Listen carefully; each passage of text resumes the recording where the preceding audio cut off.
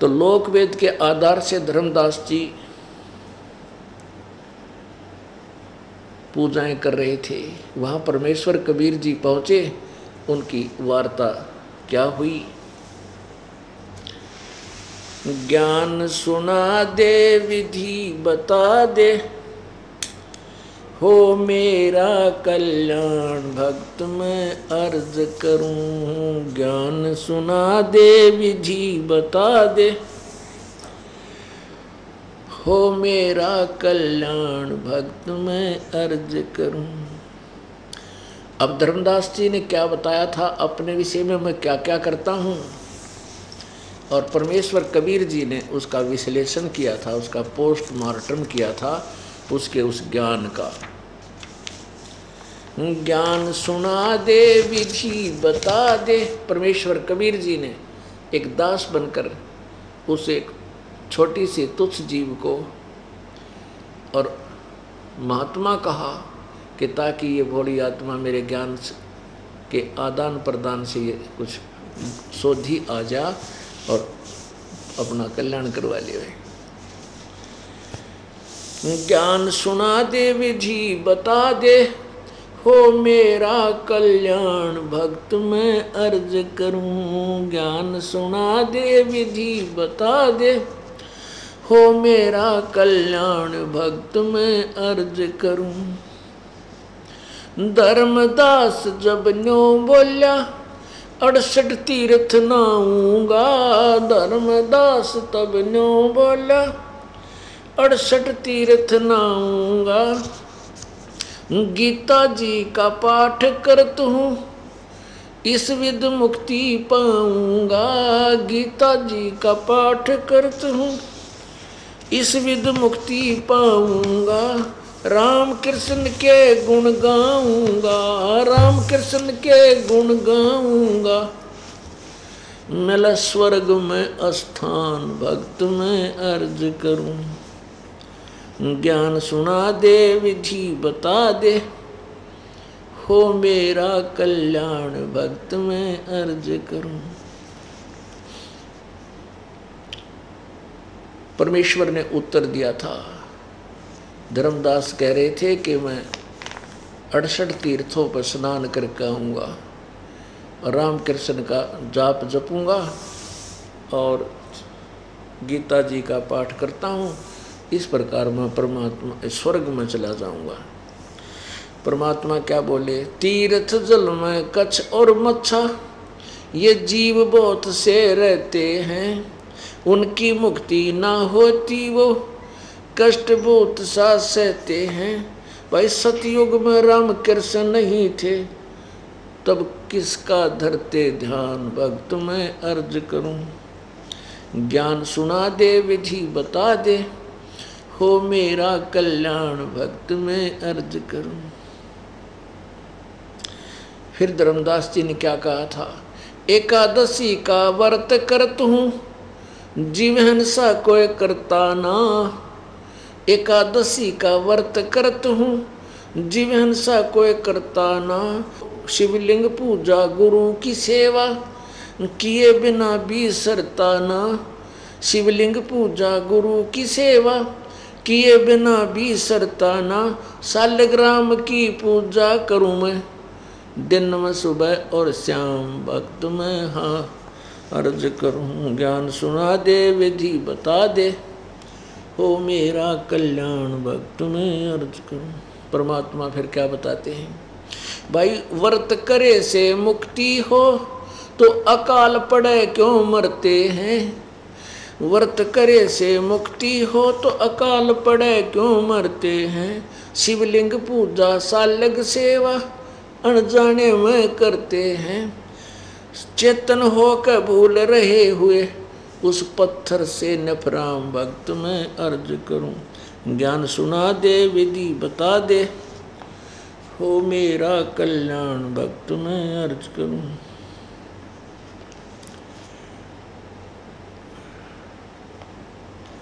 अब धर्मदास जी ने कहा था कि हम कोई जीव हिंसा नहीं करते। परमेश्वर उनको बताते हैं कि तू कितनी जीव हिंसा करता है एक दिन में। तीर्थ बाट चले जो प्राणी, जीव बहुत से मारे है, जल में सूक्ष्म जीव रहते, फिर स्नान करत श्रृंगारे है।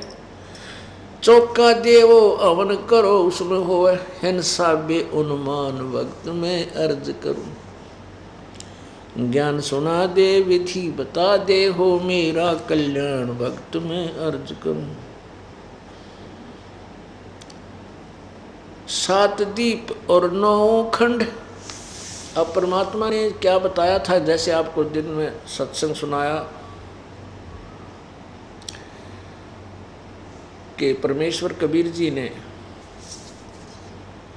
उस प्यारी आत्मा को समझाने की चेष्टा की कि तू कितने पाप करता है, क्योंकि धर्मदास जी ने इस उद्देश्य से टोंट कसा था, व्यंगात्मक तरीके से कबीर यानी उस जिंदा रूप में विराजमान परमेश्वर कबीर जी को कहा था, ये सोच करके ये मुसलमान है और मांस खाते हैं मुसलमान, और हम हिंदू हैं, हम कोई पाप नहीं करते, हम मांस नहीं खाते।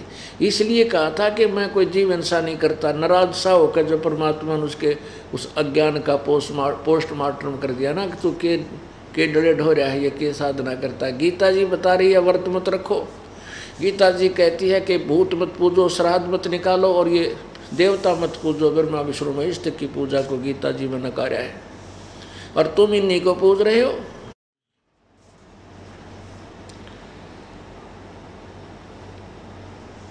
तो नाराज सा हो गया था।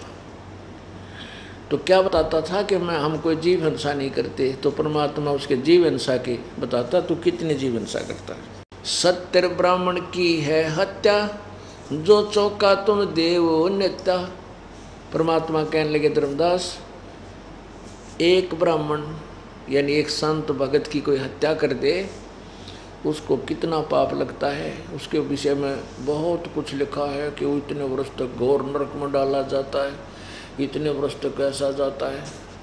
तो कहते हैं सत्य ब्राह्मण की है हत्या, जो चौका तुम देव नेता। जो तुम प्रतिदिन लीप के, जैसे चूल्हा लीप के, कुछ और स्थान लीप के खाना बनाते हो, एक जो है ना 2 फुट 4 फुट बाई 4 फुट की जो जगह तुमने लीप ली, इसमें सत्य ब्राह्मण की है हत्या, जो चौका तुम देव ने। इतने ना जाने कितने जीव मर जाते हैं। ब्राह्मण से हत्या जो होई, जल स्नान करत हो सोई। 1000 ब्राह्मण की हत्या। तुम इस तीर्थ में नहाना है, इस बोथरा के जोड़ में, जिसमें नरे जीव जंतु तालाब में के पानी में घूम रहे हैं, और आपने मुड़ कर नहाया। ये 1000 ब्राह्मण की हत्या कर दी, तो उन्हें इतने जीव मार दिए। और आप आए हो समझ के कि हम यहाँ पुण्य कर लेने आए हैं, तो उन्हें तब पाप की माल गाड़ी भर ली।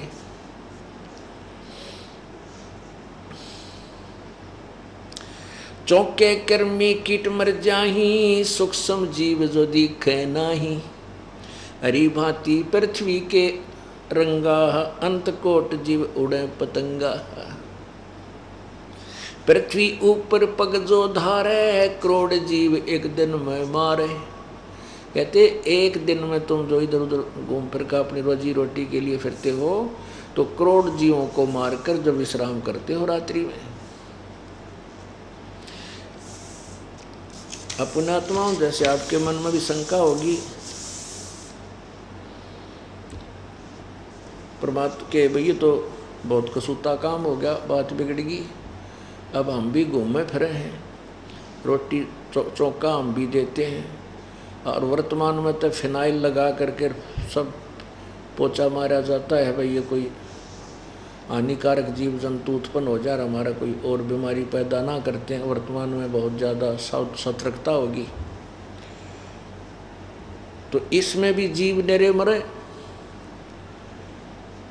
पुण्यात्माओं, ये तत्व ज्ञान है जो कति अज्ञान को ढा देगा। और ज्ञान सब ज्ञानड़ी, कबीर ज्ञान सो ज्ञान।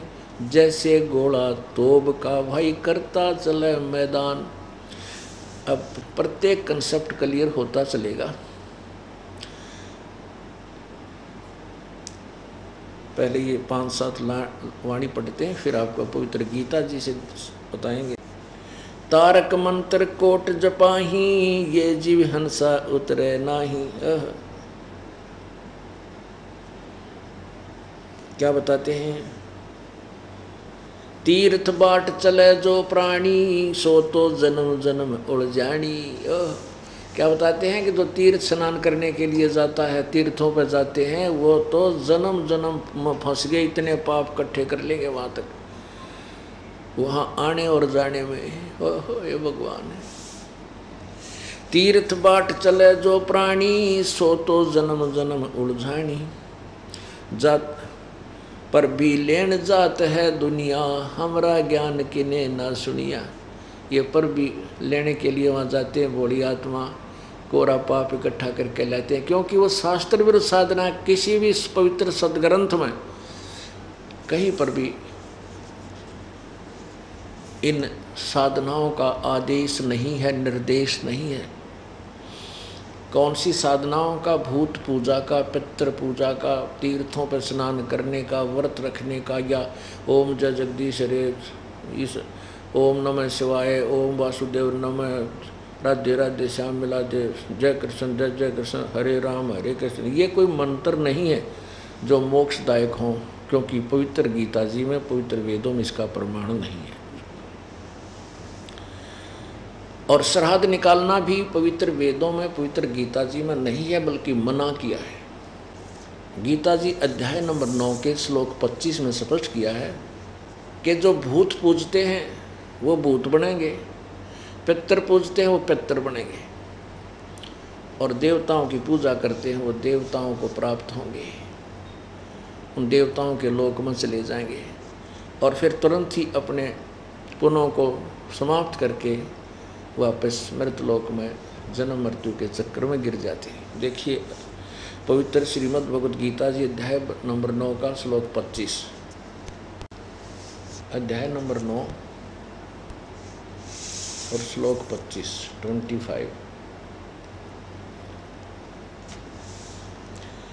देवताओं को पूजने वाले देवताओं को प्राप्त होते हैं, पितरों को पूजने वाले पितरों को प्राप्त होते हैं, भूतों को पूजने वाले भूतों को प्राप्त होते हैं, और मेरा पूजन करने वाले भक्त मुझे ही प्राप्त होते हैं।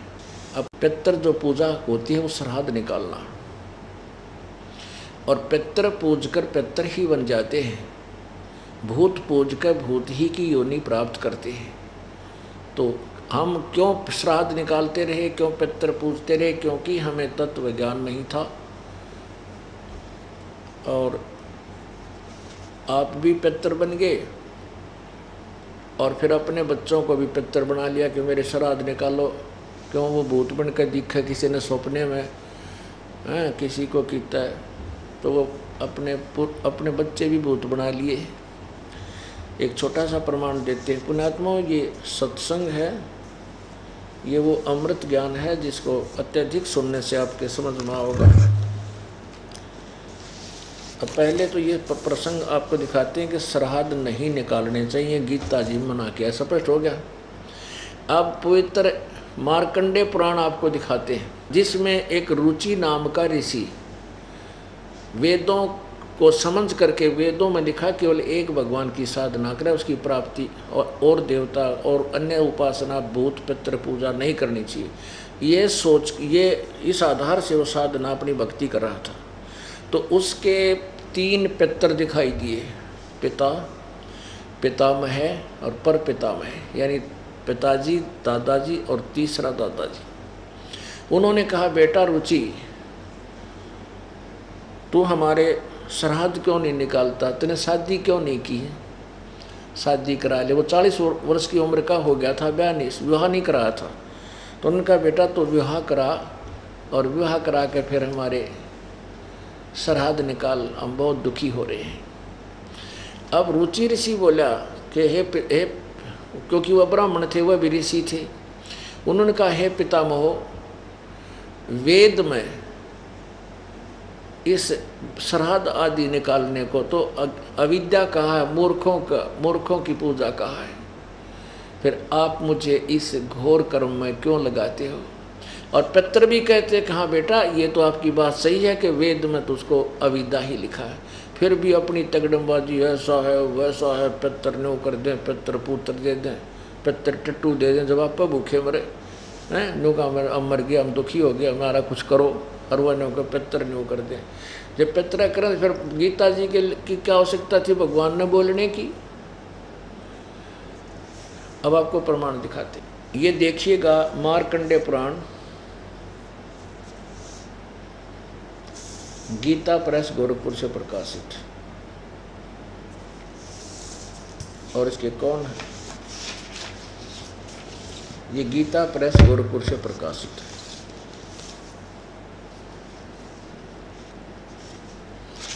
इसके 242-43 पृष्ठ पर आपको पढ़ कर सुनाते हैं, आप अचंभित हो जाओगे। रे तरह के भैया देखी से वो एक परमात्मा कहते हैं कबीर जी कि अंधे की बागई अंधे ने मार कौन बतासी। ये देखिएगा, ये है प्रश्न नंबर 242 242 संक्षिप्त मार्कंडेय पुराण। इसमें यहाँ रोच्य मुनि की उत्पत्ति कथा। मार्कंडेय जी कहते हैं ब्राह्मण, पूर्व काल की बात है, प्रजापति रुचि ममता और अहंकार से रहित इस पृथ्वी पर विचरते थे। उन्हें किसी से भय नहीं था, वे बहुत कम सोते थे। उन्होंने न तो अग्नि की स्थापना की थी और न अपने लिए घर ही बना रखा। वे एक बार भोजन करते और बिना आश्रम के रहते थे। उन्हें सब प्रकार की आसक्तियों से रहित एवं मुनिवर्ती में रहते देख उनके पितरों ने उनसे कहा। पितर बोले, बेटा विवाह स्वर्ग और अपवर्ग का हेतु होने के कारण बहुत पुण्य में कार्य है, उसे तुमने क्यों नहीं किया। गृहस्थ पुरुष समस्त पितरों देवताओं पितरों ऋषियों और अतिथियों की पूजा करके पुण्य में लोकों को प्राप्त होते हैं। वह सभा के उच्चारण से देवताओं को शब्द से पितरों को तथा अन्नदान बलि वैश्वदेव आदि से भूत आदि प्राणियों एवं अतिथियों को उनका भाग समर्पित करते हैं। बेटा हम ऐसा मानते हैं कि गृहस्थ आश्रम को स्वीकार न करने पर तुम्हें इस जीवन में क्लेश पर क्लेश उठाना पड़ेगा और मृत्यु के बाद और दूसरे जन्म में भी क्लेश भोगने पड़ेंगे। रुचि ने कहा, पितृगण, परिग्रह मात्र ही अत्यंत दुख एवं पाप का कारण होता है, उससे मनुष्य की अधोगति होती है। यही सोचकर मैंने पहले स्त्री संग्रह नहीं किया। मन और इंद्रियों का नियंत्रण रखकर जो यह आत्म संयम किया जाता है वही परिग्रह करने पर मोक्ष का साधक होता है। ममता रूप कीचड़ में सना हुआ होने पर भी यह आत्मा जो परिग्रह शून्य चित्त रूपी जल से प्रतिदिन धोया जाता है वह श्रेष्ठ प्रयत्न है। अब पितर बोले, बेटा जितेंद्रिय होकर आत्मा प्रक्षालन करना उचित है, किंतु तुम जिस पर चल रहे हो वह मोक्ष का मार्ग है। किंतु जिस पर चल रहे हो वह है मोक्ष का मार्ग है। किंतु आगे देखो, पूर्व जन्म में किया हुआ मानवों का शुभ अशुभ कर्म दुख में भोगों के रूप में प्रतिदिन भोगने पर ही क्षीण होता है। कि ये सब बता रहे हैं कि जो प्रारब्ध कर्म था वो तो भोग कर ही समाप्त होता है। आगे देखो, अब रुचि ने पूछा, पितामहो, वेद में कर्म मार्ग को अविद्या कहा है, फिर क्यों आप लोग मुझे उस मार्ग में लगाते हो। और ये खुद भी कहें कि तुम जिस पर लगा ना, किंतु तुम जिस पर चल रहे हो ना वह मोक्ष मार्ग है, और ये के कहीं बाजा नरक मार्ग पे। देखो, रुचि ने पूछा, पितामहो, वेद में कर्म मार्ग को अविद्या कहा, यानी कर्म कांड ये सरा स्रोत निकालना, फिर क्यों आप लोग मुझे उस मार्ग में लगाते हो। पितर बोले, यह सत्य है कि कर्म को अविद्या ही कहा है। वेद में कर्म मार्ग को अविद्या कहा, ये भी कहते हैं ये सत्य है कि कर्म को अविद्या ही कहा गया है, इसमें तनिक भी मिथ्या नहीं। फिर के रह गया भाई, फिर के रहेगा जब वेद नो और खुद मानने खा वेद में इसको क्या था मूर्खों की पूजा, फिर भी नो कहना तुम करे दो इस काम न थे। अरे थरा के जो भैया आगे क्या बताते हैं 244 पे। रुचि ने कहा, पितरों, अब तो मैं बूढ़ा हो गया, भला मुझको कौन स्त्री क्षत्रिय देगा। इसके सिवा मुझ जैसे दरिद्र के लिए क्षत्रिय को रखना बहुत कठिन कार्य है। पितर बोले, वत्स, यदि हमारी बात नहीं मानोगे तो हम लोगों का पतन हो जाएगा और तुम्हारी भी अधोगति होगी। और डरा जी अब नो कहें तो अक्षरा स्वरूप निकालेगा ना, हमारी जो है ना अधोगति, हमारा पतन हो जाएगा। और पतन और पितरता गौर के पतन होगा, भूत बना खड़ा इष्टा गौर के पतन होगा, जब इतनी ब्रांड में टीकर वाली। अब चक्कर क्या है,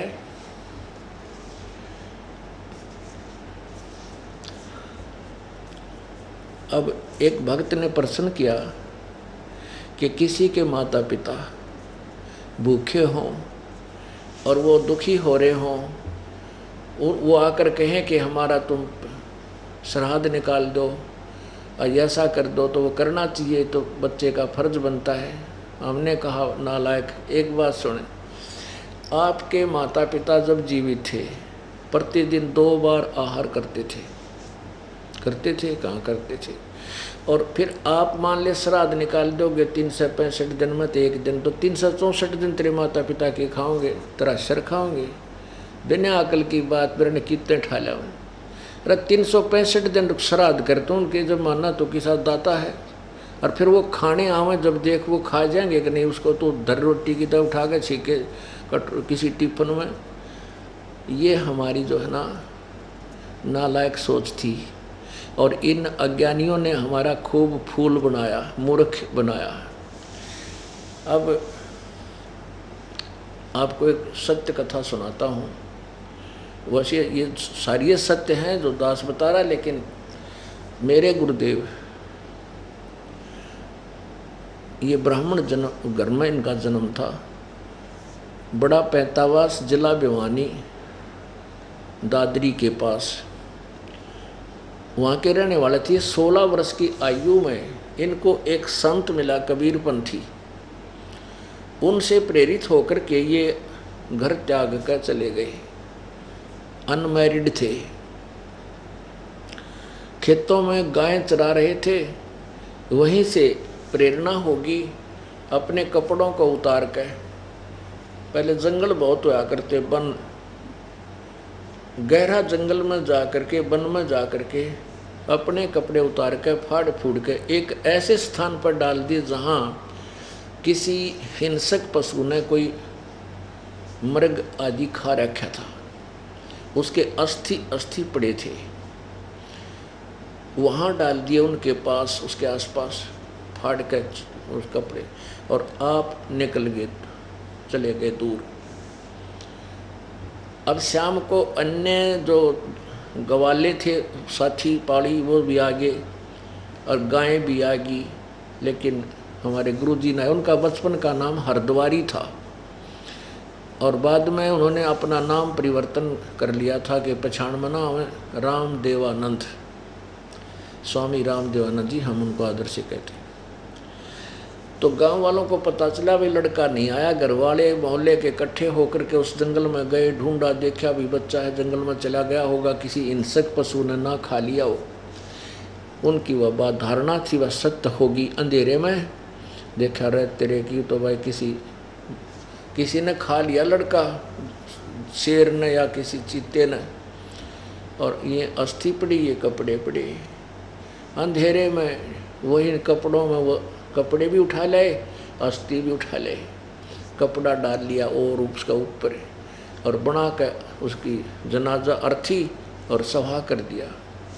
और फिर होगी, फिर उसकी शुरुआत क्या हुई, फिर उसके फूल चुने, उस मृग के, वो अस्थि उठाई, फूल उठाए, किसके, वो जो मृग यानी कोई हिरण खा रखा था, वह ठाकर गंगा में गिर गए।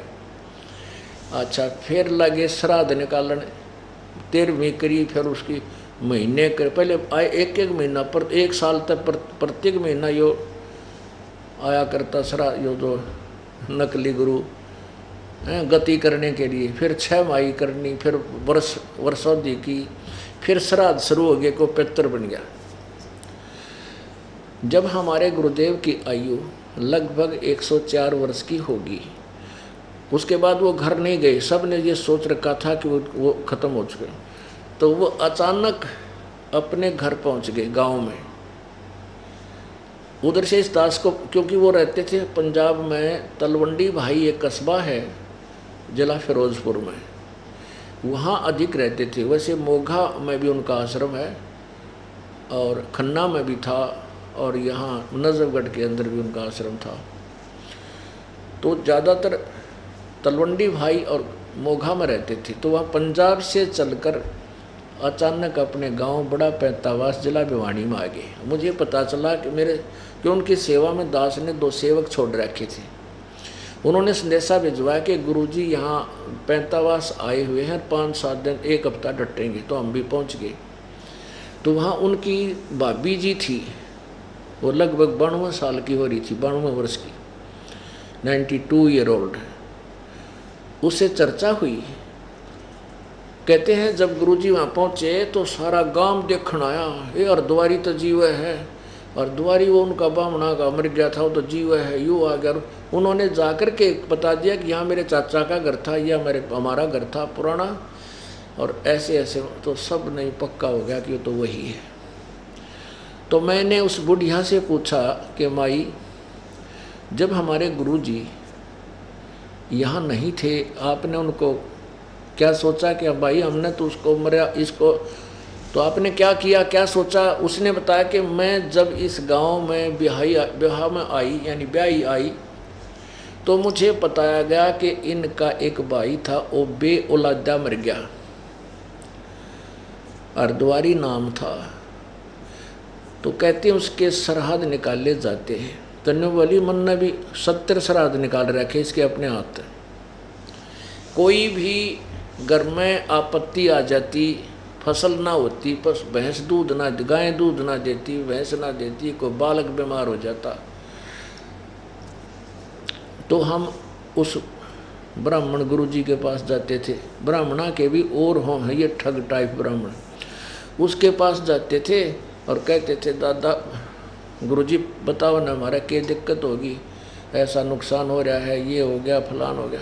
तो वो क्या करता, तुम्हारा जो अर्धवारी है ना वो बेऔलादा मर गया, नी संतान मरा हुआ है, वो पितर बन गया, और उसके लिए ऐसा रखो, ऐसे रखो, हाँ 11 रुपये रख दो, 500 कपड़े दे दो मेरे तय, और फिर श्राद्ध ठीक से निकालूंगा, ऐसे करूँगा। तो हम वो भी करते थे, जो मांगता वो पैसे दे देते थे। और मैं बोला उनसे, उस बुढ़िया ने कहा कि माई गीता जी में लिखा है कि श्राद्ध नहीं करने चाहिए, भूत पूजनीय, भूत बनेंगे, और छोड़ दे इस, अब तो छोड़ दो इस जो है ना बकबक आए हुए इन नकली और डुप्लीकेट गुरुओं की बातों को जो गीता के विरुद्ध है। अब भी तू श्राद्ध निकालेगी? ने बोली और भाई या तो पुरानी लागस है या के छोड़ी जा से, वहाँ कुएं में पड़ जा, ये भी ना छोड़ी जाए, त्या आँखें देख रही है, अरे इतनी बकवाद, और फिर नो कहा कि छोड़ी जा से भाई। अभी कहते हैं कबीर ये माया अटपटी, कबीर ये माया अटपटी, सब घट आने अड़ी, किस किस को समझाऊं या कुएं भांग पड़ी। इस काल ने अज्ञान रूपी भांग अपने 21 ब्रह्मांड रूपी कुएं में बिना तोल मोल के ठोक रखी है, और जिसने भी इस अज्ञान को ग्रहण कर रखा है यानी यह भांग पी रखी है, सब एक जैसी बोली बोलते हैं। पुण्यात्माओं, श्राद्ध के विषय में विष्णु पुराण के अंदर काफ़ी विस्तार से लिखा। अच्छा, अभी यहाँ प्रश्न आता है कि अभी फिर विष्णु पुराण में लिख रखा कि श्राद्ध निकालो, तो हमने निकालने चाहिए क्योंकि विष्णु वो भी तो एक शास्त्र है। नहीं, पवित्र चारों वेद, इनका सारांश पवित्र गीता जी, पवित्र श्रीमद् भगवद गीता जी और पवित्र चारों वेद, ये परमेश्वर का आदेश है, ये भगवान यानी ये ब्रह्म का आदेश है, भगवान के द्वारा दिया हुआ विधान है।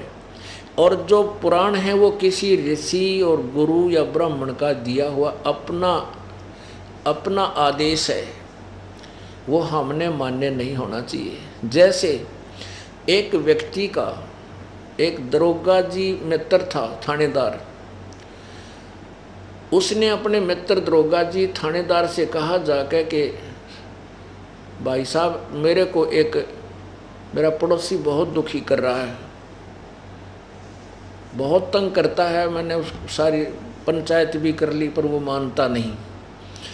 तो थानेदार ने दरोगा जी ने कह दिया कि मार उसका लठ, मैं आप देख लूँगा, क्योंकि उस क्षेत्र का वो प्रभारी था।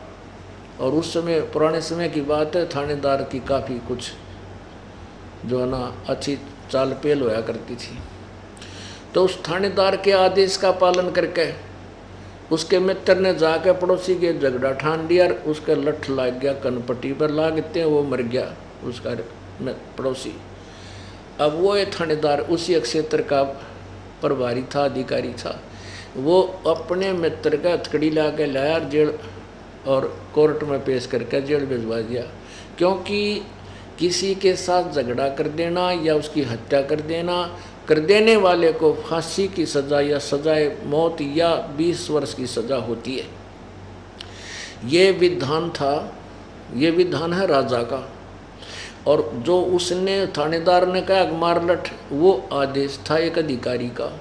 उस अधिकारी का आदेश पालन करके उस व्यक्ति ने राजा का विधान तोड़ दिया तो वो सजा का पात्र बना। तो पुण्यात्माओं, जो गीता और वेदों में जो विधान है वो राजा यानी ब्रह्म का विधान है, प्रभु का विधान है, भगवान का विधान है। उसके विपरीत जो कि कोई आदेश देता है, पितर पूज लो, फलाना कर लो, ये मंत्र जाप कर लो, वो किसी थानेदार का आदेश है यानी अन्य ऋषि का आदेश है। और वो अपने भगवान के आदेश के विधान के विरुद्ध होने से, और उसको जो आज्ञा का पालन उसका कर लेगा ऋषि और किसी अन्य नकली गुरु का जो शास्त्र विरुद्ध बता रहा है, शास्त्र से बाहर का बता रहा है, तो वो सजा का पात्र होगा,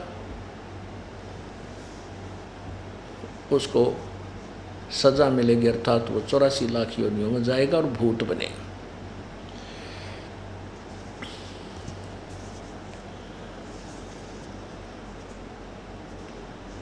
पुण्यात्माओं, इन्हीं पुराणों में बहुत कुछ निर्णय दे रखा है।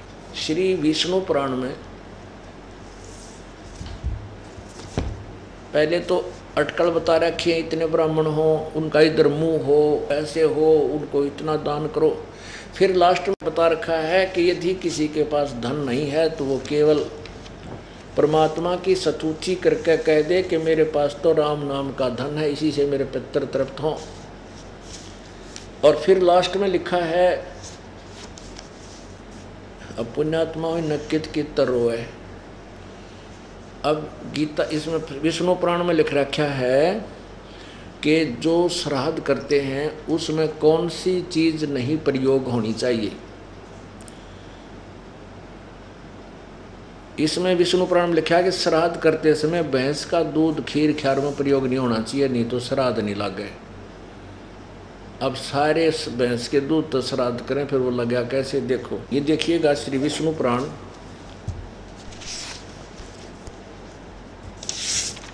ये श्री विष्णु पुराण, अनुवादक मुनीलाल गुप्त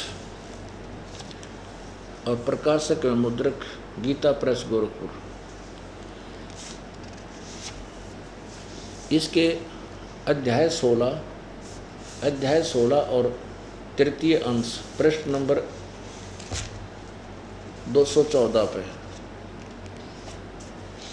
हे राजन, जो रात्रि के समय लाया गया हो, अप्रतिष्ठित जलाशय हो, उसमें गौ तृप्त न हो सकती हो, ऐसा गड्ढे का अथवा दुर्गंध व फेन युक्त जल श्राद्ध के योग नहीं होता। एक खुरवालों का, ऊँटनी का, एक खुरवालों का यानी गधी घोड़े एक घोड़ी का, ऊँटनी का, भेड़ का, मुर्गी का तथा भैंस का दूध श्राद्ध कर्म में काम में न ले। थारे तो सारे श्राद्ध फेल हो गए, तुम तो सारे भैंस के दूध की खीर बनाते हो। तो कहने का भाव ये है कि इन्होंने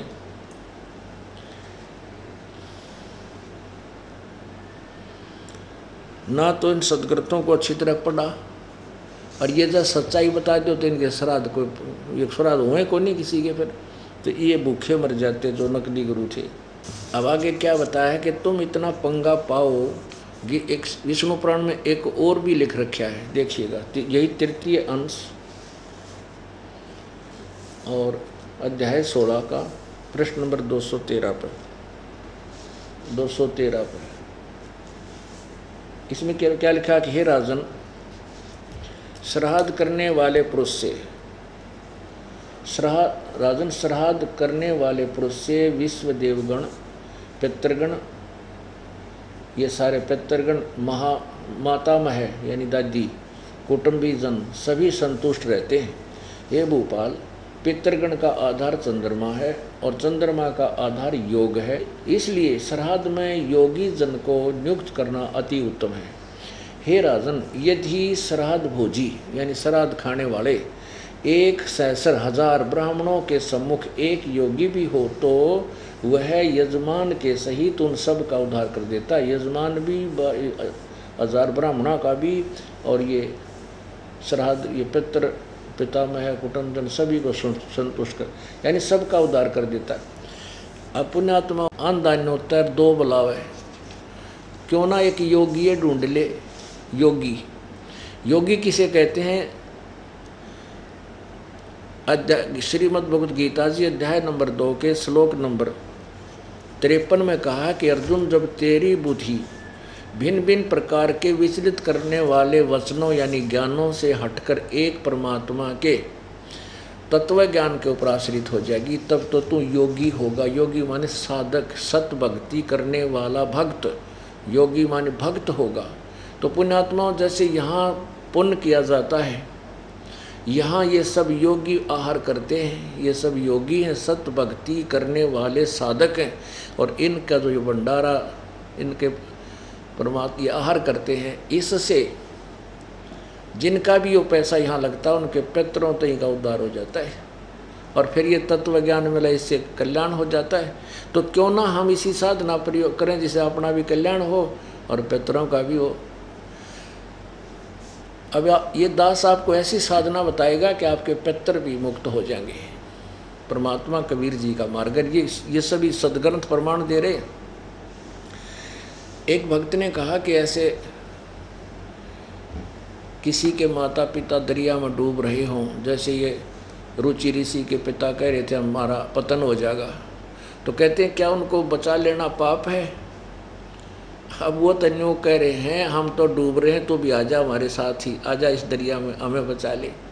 अगर किसी के कोई बालक या माता पिता दरिया में डूब रहे हों या कुएं में पड़ गया हो तो उसके साथ छलांग लगा देना मूर्खता है। उसकी विधि है उनको निकालने की। जैसे रस्सी डाल दे और ऊपर मजबूती तो बांध दिया, पकड़ कर बैठ जा, कहते आओ पकड़ के इसको बाहर निकला, और साथ ही उसमें छलांग लगा देना, तो साथ ही अपने भी मौत कर लेना। अब पितृ पूजा करना, उन पितरों का उद्धार नहीं है, अपना नाश करना है। आपने मार्कंडे पुराण में स्पष्ट देख लिया। तो यही तरीका ये दास बता रहा है कि तुम पितरों की पूजा करके गेल कुएं में मत पड़ो, या रस्सी दे देंगे सतभक्ति वाली, इसके सारे उनको भी बाहर खींच लो, बाहर निकाल लो। अब पुण्यात्माओं क्या था, जैसे एक कोई ऋषि मरे था, उसने वो पूर्व जन्म की संस्कार से उसको अपने भविष्य के जीवनों का ज्ञान था। उसको ज्ञान था कि मैं अभी तुरंत मरने के बाद सूअर की योनि पाऊंगा, जो कि बहुत भयंकर योनि है। तो उसने अब उसके 4 पुत्र थे, चारों पुत्रों को इकट्ठा किया कि बेटा मैं तुम्हारा बाप हूँ और मैंने आपके लिए बहुत कुछ किया है। पुत्रों ने कहा पिताजी आपने तो बहुत कुछ किया, हमारे पिता हो, बताओ क्या आज्ञा हमारे लिए। बेटा मैं अगले ही मृत्यु होगी मेरी, अगले जन्म में मैं सूअर की योनि पाऊंगा और अपने ही इस नगर में फलाने व्यक्ति के घर पर ऐसे जिसकी सिर में गांठ है, इसको से गले में ऐसा कुछ चिन्ह बताया कि उसके गले में एक सफ़ेद वो है, सफ़ेद उसकी चिन्ह है उस सूरी का, उसके गर्भ से मैं उत्पन्न होऊंगा, मेरी सिर पे गांठ होगी इतनी बड़ी, वो पहचान होगी मेरी। आप एक काम करियो, उस मालिक से, सूरी के मालिक से मुझे मोल ले करके मुझे मार देना बेटा, मेरा पीछा छुटवा देना। पिताजी बोले, वो बच्चे बोले, पिताजी या तो कोई भी बात कोई ना, आप क्यों इतने मायूस मत हो, और जो आप कहोगे वही कर देंगे। तो उसने बार बार ये कहा, बच्चे वचनबद्ध हो गए। वो बूढ़ा मर गया, ऋषि मर के वो सूरी का पैदा हो गया। अब बच्चे तो तलाश में थे उस सूरी की, तो पहचान कर ली गया है, इब के इसने बच्चे देवेगी तो पिताजी ने ढूंढाएंगे। वो तो जन्म होते ही पता लग गया कि वो तो यूँ है, वो नारी पहचान शर्म गांठ इतनी बड़ी। उन्होंने वो बच्चा उस मालिक से कहा, सूरी वाले थे भाई हमने ये मोल दे दे, उस ले लो, वरना क्या करना है, बेचना है मुझे। तो उसने मोल ले लिया बच्चों ने, और फिर उसको मारने के लिए हथियार उठाए। तो वो सूरी का बच्चा बोला, बेटा मैंने क्यों मारो हो, मैंने तुम्हारा क्या बिगाड़ा है, अरे इसे निर्दयी तुम क्यों मार रहे हो मुझे। तब उसने बच्चों ने कहा, पिताजी आपने ही तो कहा था मुझे मार दियो और मेरी गति हो जाएगी। ने बोला, रे मन मत मारो, मेरे भाई छोटे छोटे, मेरा उनमें जी लाग रहा है, मेरी बाण भाई हैं, मेरा उनमें दिल लाग रहा है। अब जहाँ ये उत्पन्न हो जाता है वहीं फट हो जाता है। अब पितर बन के वह तीनों ऋषि ने कहना यही ठीक है, हमारी गति करवा दो, हम पतन में हो जाओगे। और ऋषि का है कि ये तो अविद्या है, ये जो पितर पूजना तो मूर्खा की पूजा है, मेरे पर क्यों करवाओ हो, मुझे भी क्यों फंसा रहे हो। फिर नो कहना हमारा पतन हो जाएगा और हमारी पूजा कर दे। ये तो सच्ची है कि ये तो मूर्खों की पूजा है। इस विष्णु पुराण में श्राद्धों के विषय में यदि आपको सारी कहानी सुना दूं तो कल जानू कर आपका। इसमें नो लिख रखा है कि यदि इन ऋषियों ने अपने जाड़ के स्वाद की खातिर के इसमें मांस और खिला दिया जाए ना भोजन करने वाले तो और ज़्यादा समय तक तृप्त रहते हैं पितर। अरे तरह गजब ये दिखाई देता हूँ एक बार ना थारा जच्चा को नहीं, क्योंकि हम कसूते उलझ गए। ये देखो विष्णु पुराण है और इसके तृतीय अंश में 213 पृष्ठ पर नीचे और बोले, हवि मत्स्य सशक खरगोश नकुल शुक्र वन सुअर छाग कस्तूरिया मृग कृष्ण मृग काला मृग गवय यानी वन गाय नील गाय बोलते हैं ना रोज, और मेष यानी भेड़ के मांसों से तथा गवय गाय के, गवय माने गऊ के, इन्होंने डरत्यान लिख रखा है अनुवाद में, गऊ के घी दूध यह स्पष्ट लिख रखे हैं यहाँ पे, क्योंकि यह मांस किसे संबंधित है। ये वैसे असली अर्थ है गाय के मांस से पितृगण कर्म से एक एक मांस अधिक तृप्त लाभ करते हैं, और वह घृणित पक्षी के मांस से सदा तृप्त रहते हैं। और तेरा गजब वही जो जिसने भी जो मांस बढ़िया लग गया था निकम्मी आत्मा ने वो फिट कर दिया कि ईसा मांस लाओ तो और गुना हो जा, और एक पक्षी का मांस बता दो अच्छा बढ़िया स्वाद लगता होगा इन्हें, कहते उस तो फिर सदा तृप्त रह जाएंगे, वो खवा दिया जाता है। इनकी जीभ पे आग धर दे अंगार जब कट्टे रोग निकम्या का, इन झूठों का। पुण्यात्माओं, जब तक हम परमेश्वर कबीर जी के ज्ञान को, मार्ग को और अपने पवित्र वेदों गीता जी में लिखे मार्ग को नहीं स्वीकार करेंगे, उसके अनुसार साधना नहीं करेंगे, तो हमारे ऊपर आपत्तियों पर आपत्तियां सदा आती रहेंगी। अब प्रसंग जो चल रहा है उसी पर आते हैं कि कबीर परमेश्वर जी आते हैं और वो प्रकट होकर के स्वयं एक संत, तत्वदर्शी संत की भूमिका करके हमें तत्व ज्ञान समझाते हैं। पुण्यात्माओं,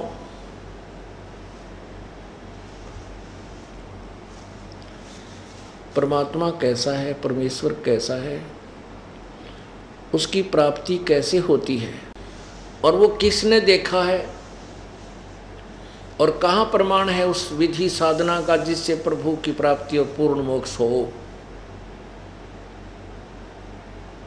यही निर्णय इस तत्व ज्ञान के द्वारा आपको दिया जाएगा। परमेश्वर सशरीर है, उसका नाम कबीर देव है, कबीर साहब है, अल्लाह अकबर है, अल्लाह कबीर है। वो मनुष्य सदृश है। अब जैसे प्रसंग चल रहा था कि धर्मदास जी को परमेश्वर कबीर जी समझा रहे थे और धर्मदास जी सत्य को सामने देख रहा था। वेदों और गीता, क्यों गीता जी तो उसने कंठस्थ याद कर रखी थी, नित्य पाठ किया करता था और सारी बात समझ में आती थी कि वह सचमुच इसमें तो लिखा है ब्रह्मा विष्णु महेश की पूजा नहीं करनी चाहिए, क्योंकि गीता जी अध्याय नंबर 7 के श्लोक 12 से लेकर 15 तक, 20 से लेकर 23 तक इन तीनों गुण रजगुण ब्रह्मा, सतगुण विष्णु, तमगुण शिव जी की पूजा करने वालों को, राक्षस स्वभाव को धारण किए हुए मनुष्यों में नीच दुष्कर्म करने वाले मूर्ख लिखा है। एक भक्त के घर पर हम सत्संग कर रहे थे, पहले गांव में जाते थे। उसने अपने मित्र को बुला रखे थे, वो सह परिवार आया हुआ था और दास ये सत्संग उनकी छत पर, सर्दियों के दिन थे, ऊपर छत पे 11 बजे सत्संग कर रहा था। सत्संग करने के बाद बैठ गए वो भगत, वो अपना मित्र बुला लिया, वो हमारे सेवक ने, कि आ जाओ आपका आया कि मैं ज्ञान समझ में। मैं बोला ज्ञान किया है मेरे समझ में, मेरे को तो इस महाराज की बात सुनकर उल्टी पड़ना होगी। बोला भाई कैसे? कि नो का ब्रह्मा विष्णु महेश है, ऊपर भी कोई शक्ति है, इनकी पूजा नहीं करनी चाहिए।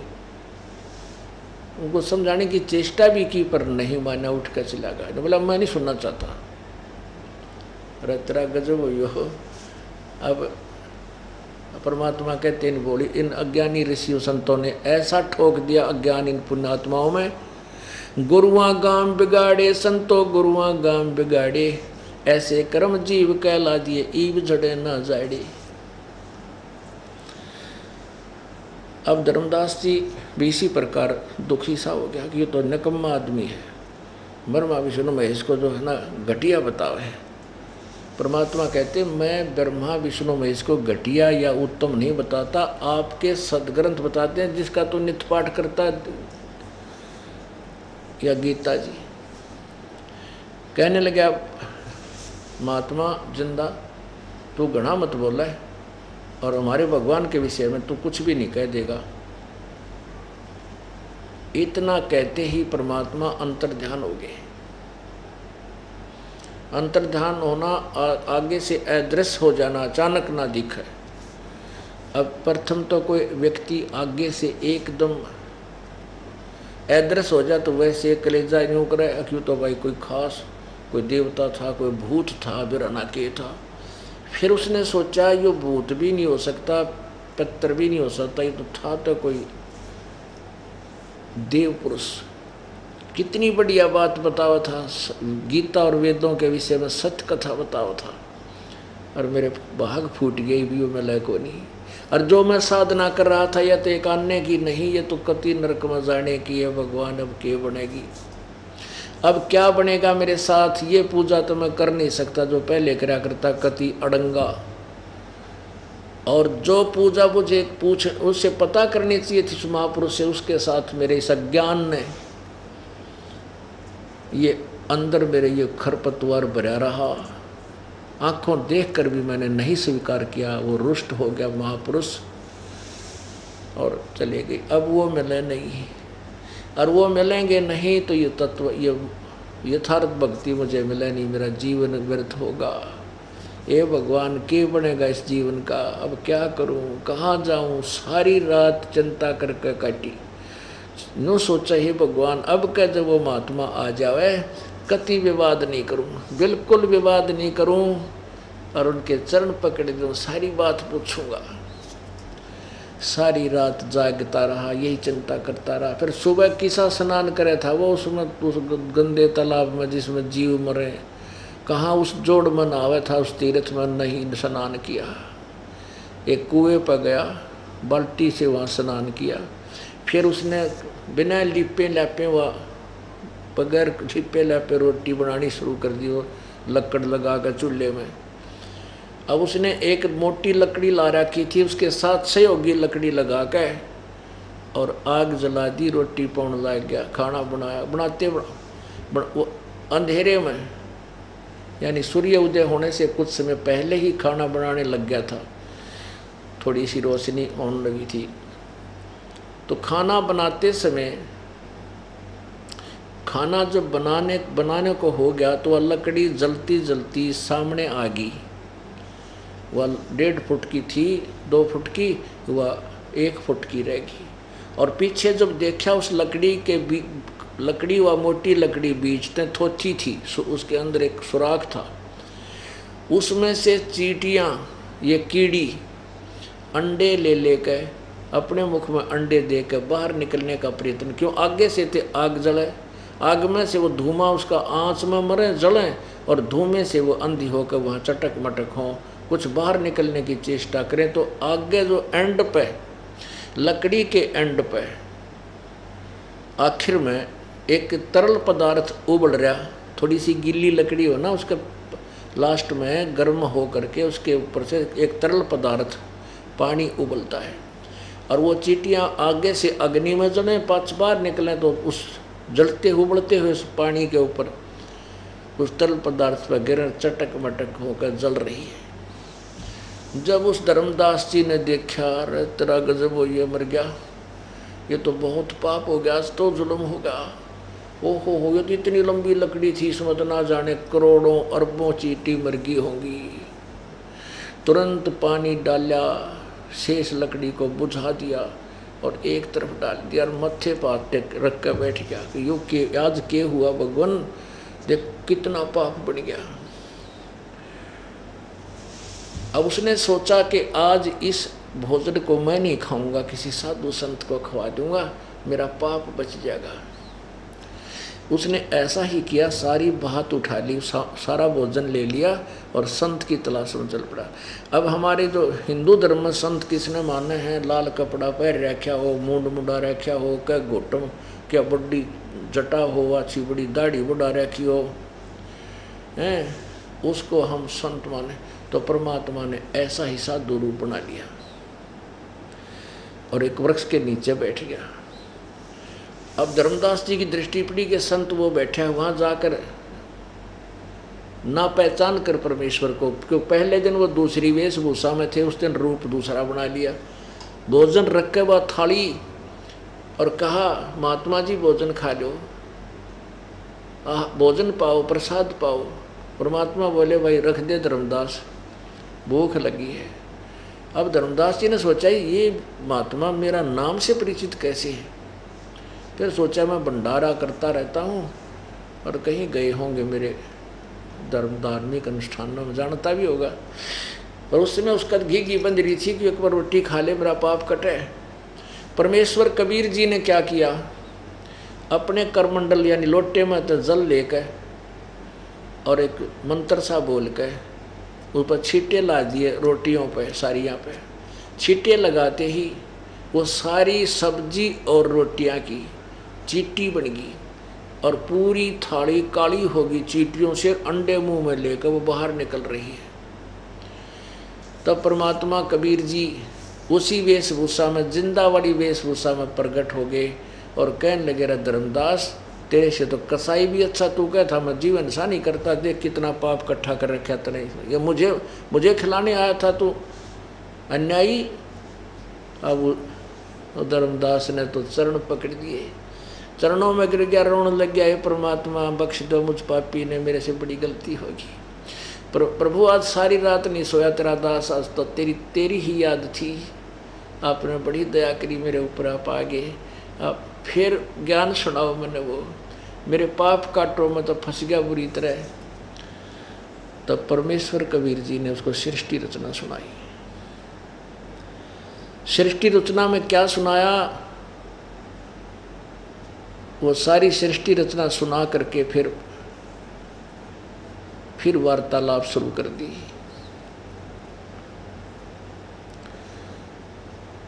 अब सृष्टि रचना में क्या सुनाया, थोड़ा सा आपको सृष्टि रचना सुनानी आवश्यक होगी, क्योंकि ये सृष्टि के विषय में जानकारी आपको नहीं होगी तो आप किसी भी ज्ञान को, सदग्रंथ को नहीं समझ सकते, और ना ही ये 5 दिन का सत्संग आपका पल्ले पड़ा, बहुत कम 10% समझ पाओगे। इसलिए सृष्टि रचना सुनाना अति आवश्यक हो गया।